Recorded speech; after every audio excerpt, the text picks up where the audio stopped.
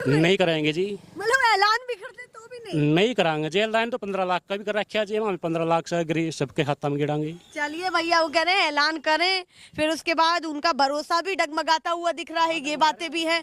दो और युवा, अरे रुकिए तो सही, आप बताइए नाम क्या है? चलिए आप बताइए, आप कहाँ से आ रहे हैं? मैं यहीं से बिलोंग करता हूँ, इसी गांव से। अच्छा, इसी गांव से बिलोंग करते हैं। बताइए इस बार क्या माहौल है? बीजेपी कितने पायदान पर, कांग्रेस और जो क्षेत्रीय पार्टियां हैं वो कितने पायदान पर? बीजेपी का आधार खिसक चुका है जी पूरे हरियाणा में। अच्छा, आधार ही खिसक चुका है? पूरा थोड़ा सा आधार इधर आ खिसक, जाइए हाँ जी, ताकि हाँ मैं जी, बात जी, कर पाऊं। जी, जी। आधार क्यों आपको खिसका हुआ लग रहा है, ये बताइए। देखिए, इन्होंने लोगों के हित के लिए कोई खास काम नहीं किया जिससे कि ये ठोक के बोल दें कि हमने ये काम किया है और उस बुत्ते पे ये वोट मांग सकें। ऐसा कोई काम नहीं किया इन्होंने सांप्रदायिकता फैलाई है, लोगों को लड़वाया आपस में। चलो, हरियाणा सांप्रदायिकता पीछे फैलाई तो थी। पीछे आपने जाट आरक्षण में नहीं देखा, अब किसान आंदोलन में नहीं देखा, डिवाइड कर दिया लोगों को एक दूसरे से, जातियों में बांट दिया इन्होंने। ठीक है। हाँ जी। अभी जिस तरीके से बीजेपी ये कहती है कि हम तो हिंदू मुस्लिम करते ही नहीं है, अयोध्या का मुद्दा था तो मस्जिद को भी जगह मिली है और मंदिर को भी जगह मिली है। ये तो विपक्षी पार्टियां हैं जो हवा बनाती है, ये तो कभी नहीं बताती कि हमने मस्जिद को भी जगह दी है या फिर सुप्रीम कोर्ट ने वो फैसला सुनाया या जो भी है, ये बातें निकल करके सामने आते हैं कि एक चीज का हवा बनाते हैं। तो क्या देखिए, जो राम मंदिर वाला मुद्दा था वो सुप्रीम कोर्ट में चल रहा था जी, ठीक है। हाँ। वो माननीय सुप्रीम कोर्ट ने उसको फैसला सुनाया है तो वो चलो ठीक है, बढ़िया सुना है। लेकिन आप देखो, पीछे भी तो सब चल रहा था नॉर्मल, आज़ादी के बाद सब एक साथ रह रहे थे। इन्होंने क्रेडिट लेने के लिए एक क्षेत्र को देख के उछाल दिया मुद्दे को।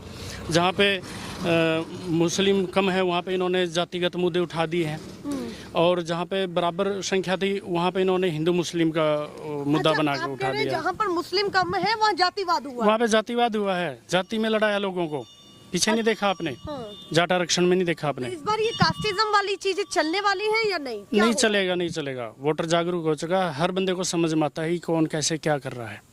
पक्की बात। जी जी बिल्कुल, सभी जागरूक। मोदी जी की जो 7-8 रैलियां हो, हाँ जी, वो होश उड़ा दें और रिजल्ट कुछ और ही। अरे नहीं नहीं, ऐसा कुछ नहीं हो मैडम। सब समझदार हैं, सबको समझ में आता है। अच्छा, इस बिल्कुल बार आर पार की बात है। आर पार की बात है। अब की बार देखना, हरियाणा में देख लो आप, इनका धरातल बिल्कुल खिसक चुका है। कितनी सीटें आपको लगती है अनुमानित, एक कि बीजेपी को आ सकती है, कांग्रेस को आ सकती है, इन पार्टियों को आ सकती है, कितनी लग रही है? देखो 20-21 तो आ जाएंगी बीजेपी की।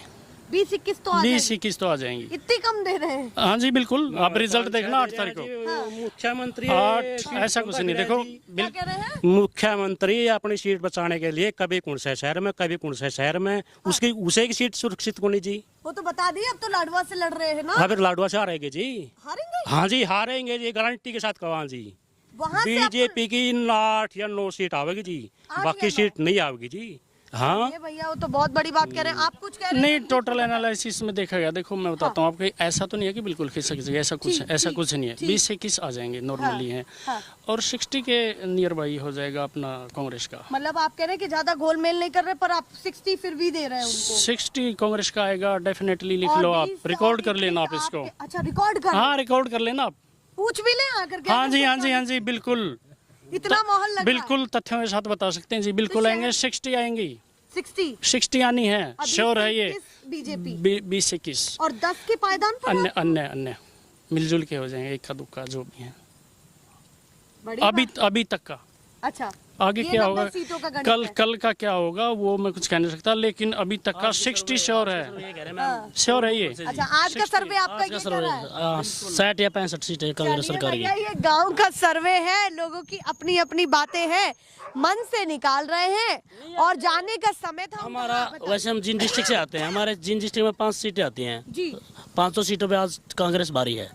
5 सीटों 80-20 का मुकाबला। तो आपको लगता है जैसा आपके जिले में माहौल है, ऐसी और जिलों में होगा? हाँ यस, ये रोहतक का जो ये मोदी फैक्टर में भी 30 सीट आई थी, 33-32 सीट आई उस टाइम में, हमारा 5वां जीत है।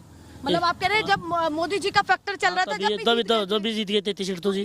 अब तो मोदी का नाम है नहीं जी। नाम नहीं है। इनको तो फाइल नाम तो हो सकता है पर मोदी नाम फैक्टर नहीं, हरियाणा के इलेक्शन में मोदी फैक्टर नहीं है। बार नहीं है जी बस। इस बार नहीं है। नहीं नहीं, नथिंग, कुछ भी नहीं है जी। चलिए, बहुत बड़ी बात उन्होंने कह दी है। मोदी फैक्टर मैटर नहीं करता इधर, इधर मैटर करता है इधर की जो हमारी समस्या है, सामान्य समस्या है उनका है। किसानों के लिए क्या किया है, आम युवा के लिए क्या किया है, सबको ध्यान में रखते हैं लोग ठीक। जी। उनका कहना है कि इस बार मोदी फैक्टर गांव-गांव तक नहीं है, पर मोदी जी तो अपना जोर लगाएंगे ही, पार्टियां और भी लगाएंगी। जो बीजेपी समर्थक होंगे वो कहेंगे कि भाई हमें कांग्रेस नहीं समझ में आ रही है, राहुल गांधी नहीं समझ में आ रहे, जो कहीं ना कहीं विपक्ष की विचारधारा को पसंद कर रहे होंगे वो कहेंगे कि मोदी जी नहीं समझ में आ रहे हैं। पर इस वीडियो के बीच में एक चीज बहुत महत्वपूर्ण थी कि काफी लोग वो थे जो मोदी जी के एक समय पर समर्थक रहे हैं, उन्होंने समर्थन दिया है, मोदी जी को समर्थन दिया है। अगर वो फिसल रहे हैं, अगर वो वोट बैंक फिसल रहा है, तो ये सोचने वाली बात है कि कहाँ चूक हुई है बीजेपी से और किन किन मुद्दों पर चूक हुई है जो कहीं ना कहीं उनको उसके कारण खामियाजा भुगतना पड़ सकता है। ऐसे ही दिखाते रहेंगे, रात रात भी घूम रहे हैं हम लोग। काफी मुश्किल से हमने इन लोगों को रोका है, घर जाने का समय था, अपनी भैंसों को लेकर के जा रहे थे, पर फिर भी अपनी बातों को कहा है। ये काफी इंटरेस्टिंग बात है। ऐसे ही दिखाते रहेंगे। फिलहाल के लिए नमस्कार।